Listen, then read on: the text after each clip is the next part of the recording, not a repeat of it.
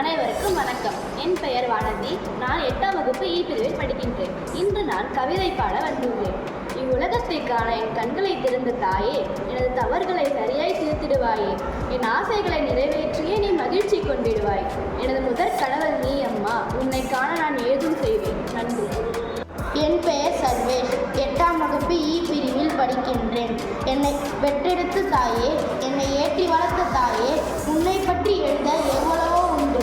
அன்பு தாய் என்று எழுதவா, வீரம் கொடுக்கும் தாய் என்று எழுதவா, பாசம் தரும் உயிர் என்று எழுதவா, இதையெல்லாம் விட என்னை காக்கும் தெய்வம் என்று எழுதவா. அனைவருக்கும் இனிய காலை வணக்கம். என் பெயர் பிரேம்தாஸ். நான் 8ஆம் வகுப்பு பிரிவில் படிக்கின்றேன். நான் என் அம்மாவை பற்றி சில கவிதை வரிகளை இப்போது கூறப்போகிறேன். என்னை பெற்ற தாயே, உன்னை போல் ஒரு தெய்வம் உலகத்தில் இல்லை. நான் உன்னை மறந்தாலும் நீ என்னை மறக்க மாட்டாய். நீதான் என் முகவரி. உன்னை விட்டால் எனக்கு யார்? உன்னை பற்றி வெறும் வார்த்தையால் கூற முடியாது. நான் சங்கடமாய் இருக்கும்போது நீதான் என்னை சந்தோஷமாய் வைத்திருப்பாய். நீயே என் முதன்மை தெய்வம். என் வாழ்வினை உனக்கு சமர்ப்பிக்கிறேன். என் உலகம் நீதான். வணக்கம். என் பெயர் ரோகிதா. நான் இன்று என் அம்மாவை பற்றி ஒரு கவிதையை கூறப்போகிறேன். உன் ரத்தம் தந்து உயிர் கொடுத்த தாயே, எனக்கு நீ எல்லா விதத்திலும் பாசத்தை தருவாய். நான் தவறு செய்யும் பொழுது கண்டிப்பாய்.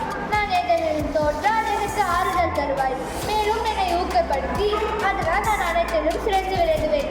என் முதல் தோழி போன்ற என் தாய்க்கு இதுவை சமர்ப்பிக்கிறேன். நன்றி.